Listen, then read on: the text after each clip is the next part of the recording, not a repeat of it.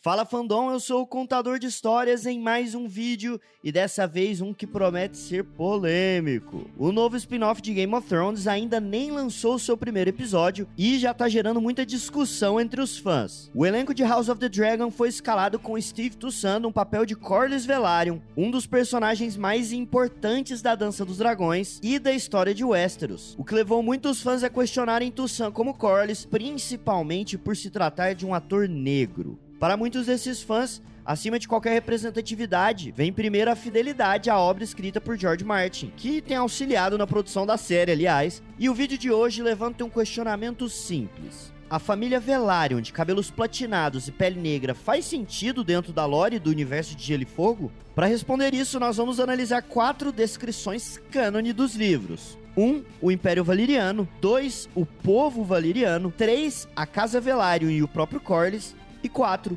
Personagens que têm descendência valyriana e mesmo nos livros não são exatamente brancos.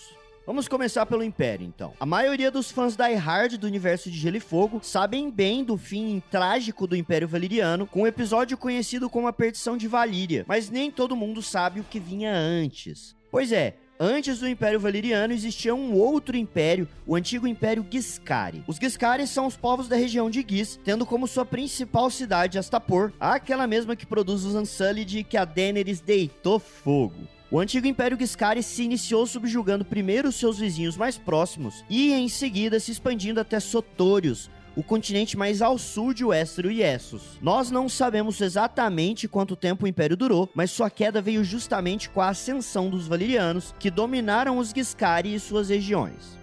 No período da Guerra dos Cinco Reis, os Giscari atuais são descritos como uma mistura de uma dúzia de povos, tendo predominantemente pele escura e cabelos avermelhados, como podemos ver aqui, ou na adaptação da série e aqui.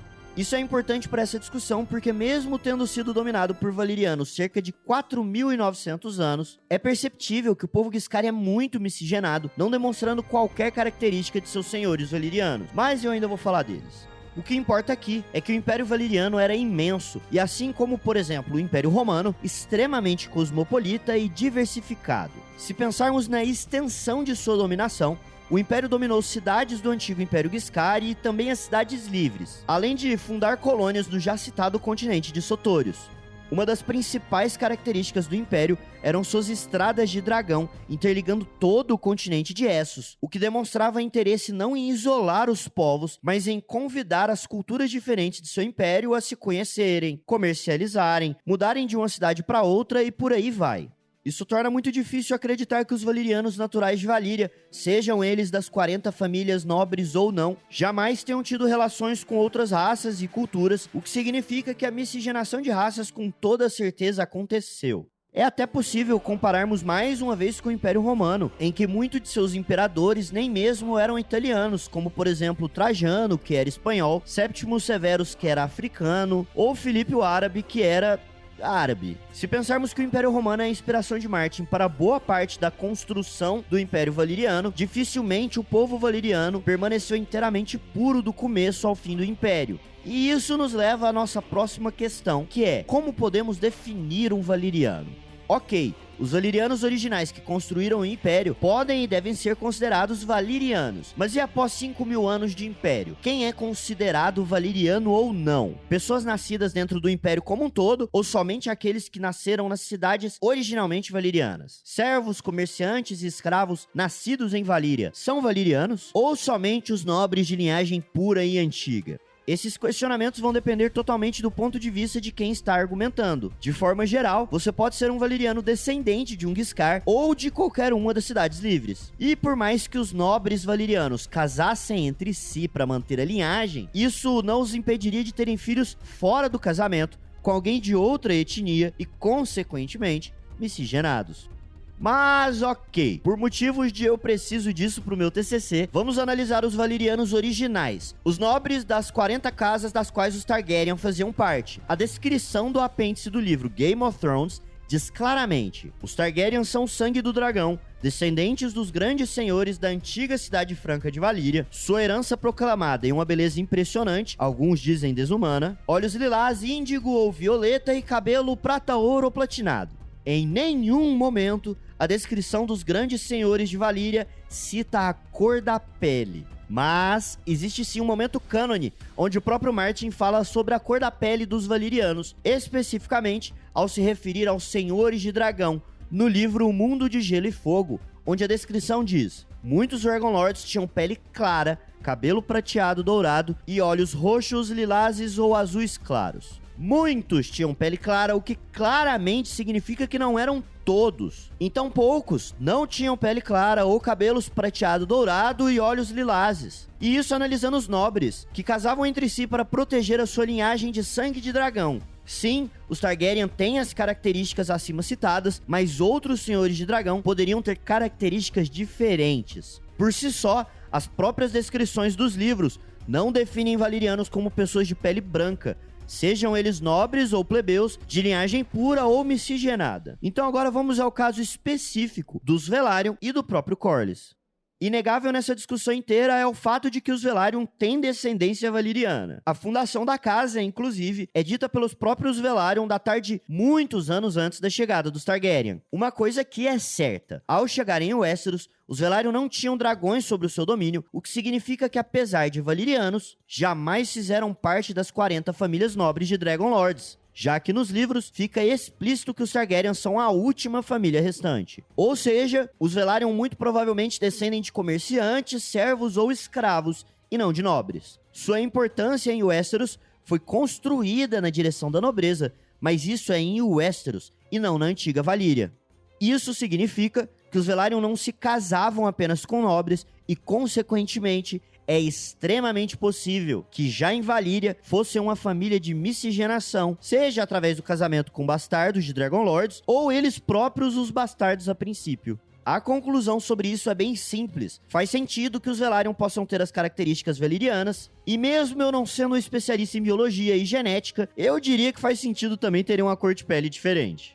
Se pegarmos a descrição feita por Cersei no capítulo 12 de O Festim de Corvos, a pele dos Velaryon ainda assim não nos é descrita. Veja bem, de volta ao interior, Cersei se recusa a dançar com qualquer pessoa, mas nota quão atraente é o bastardo de Driftmark, Auran Waters, com seu cabelo prateado, uma marca da casa Velaryon que é descendente da cidade franca de Valyrian, como os Targaryen. Ele que quase assemelha-se ao príncipe Rhaegar. Reparem no quase! Qual seria esse detalhe que pra Cersei diferenciaria um Velaryon de um Targaryen? Sim, eu entendo que não dá pra dizer que é a pele, mas também não podemos excluir essa possibilidade. E mais, isso acontece, sei lá, uns 200 anos depois de Corlys, e Aurane é um bastardo, o que significa que pode ser filho de um Velaryon com alguma nobre fora do casamento, algo muito improvável, ou com qualquer plebeia aleatória de qualquer lugar das Terras da Coroa.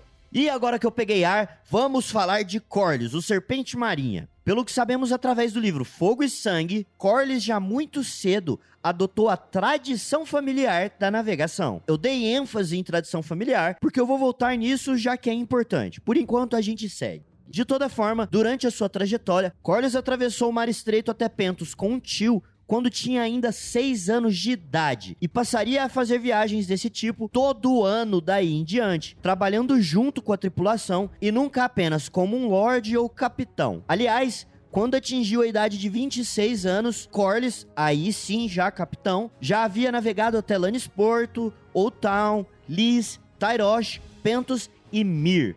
E você sabe o que marinheiros que passam tanto tempo navegando fazem? Eles visitam todos os possíveis bordéis do mundo. Quer dizer, pode ser que nem todos, e Corlys poderia ser uma exceção, mas fato é que a vida de cão do mar é dura e exige certas distrações. E isso se tratando de uma tradição familiar, a quantidade de Velaryons que partiriam em seus navios e retornariam com bastardos não deve ser pequena.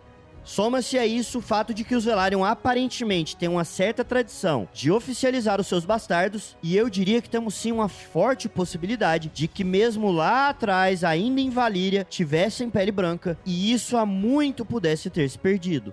E a gente nem tá cogitando casamentos. Não há qualquer indício de que os Velaryon se casam apenas com as casas nobres de Westeros, ou se em algum momento se relacionaram de alguma forma oficial com o povo das Summer Isles, conhecidos por ter pele negra e por aí vai. O próprio Corlys é um personagem do mundo, e se isso é realmente uma tradição de família, é muito possível que sim, os Velaryon tenham se miscigenado muito ao longo de sua história. E se mesmo, após isso tudo, você ainda não tá convencido, me deixe então te falar de duas personagens com descendência valeriana que são oficiais, cânone e que não tem pele branca. Mas antes disso, deixa aí o seu like, se inscreva no canal e ative o sininho para receber mais vídeos sobre Game of Thrones e House of the Dragon ou um dos outros fandoms que a gente cobre, beleza? A maior prova de que a herança valeriana não é exclusiva dos Dragon Lords, ou de pessoas com pele clara, cabelos platinados e olhos lilazes, está na forma de dois personagens que a própria saga nos apresenta. Os fãs de Game of Thrones já estão muito acostumados com Salladhor Saan, o pirata que se intitula Príncipe do Mar Estreito e auxilia Davos Seaworth e Stannis Baratheon durante a Guerra dos Cinco Reis. Na série, Salladhor é vivido por Lucien Msamati, claramente negro, e nos livros, a única descrição física que temos de Salladhor é de seus cabelos brancos e sua aparência magra. Ainda assim, Salladhor é de origem licena, a cidade conhecida por sua forte ancestralidade valeriana e principalmente por suas casas de prazeres. Gente de todos os lados do mundo vão ali movimentar o mercado da prostituição e mais uma vez é difícil acreditar que bastardos de todas as etnias não corram livres pelas ruas da cidade. E ok, o caso de Salladhor pode ainda nos deixar brechas por sua descrição dos livros, mas a de uma certa semente de dragão não deixa. Se você ainda não está familiarizado com o conceito das sementes, eu vou te explicar agora. Ao longo do século de reinado Targaryen, a família gerou inúmeros bastardos que ficaram conhecidos como sementes de dragão, devido à sua ancestralidade direta com a casa monárquica. Uma dessas sementes e que tem um papel fundamental na Dança dos Dragões e que, portanto, podemos esperá-la em House of the Dragon é a bastarda conhecida como Neros, ou Urtigas, para você que prefere em português. Já dá pra ver que ela claramente não tem cabelos platinados, pele clarinha ou olhos lilazes, certo? Pois é, sua descrição mesmo nos livros é de uma garota com pele escura, cabelo preto e olhos castanhos. E se você acha que por isso ela não é descendente do sangue de dragão, então você está redondamente enganado. Como veremos nos eventos da série, Neros foi uma das sementes capazes de domar um dragão, conhecido pelo nome de Shipstealer, e participar da Batalha da Goela, sobrevivendo mesmo quando Jacaerys Velaryon morreu. Pois é, sangue de dragão, montou um dragão e era sim negra. Neros é o argumento definitivo do porquê a família Velaryon não precisa ser necessariamente branca, e se juntarmos todos os argumentos desse vídeo, eu diria que fica muito complicado contestar Espírito Santo como Corlys ou dizer que é imperativo nos livros que os Velaryon são brancos. Muito pelo contrário, as chances são muito maiores de que não eram, e agora o que nos resta esperar é pela atuação de Toussaint para definir se ele foi uma boa escolha ou não, mas definitivamente a cor da pele não é uma questão. Deixa aí nos comentários a sua opinião sobre a escalação de um ator negro para o papel de Corlys, ou qualquer argumento que eu possa ter ignorado. Falou e até o próximo vídeo.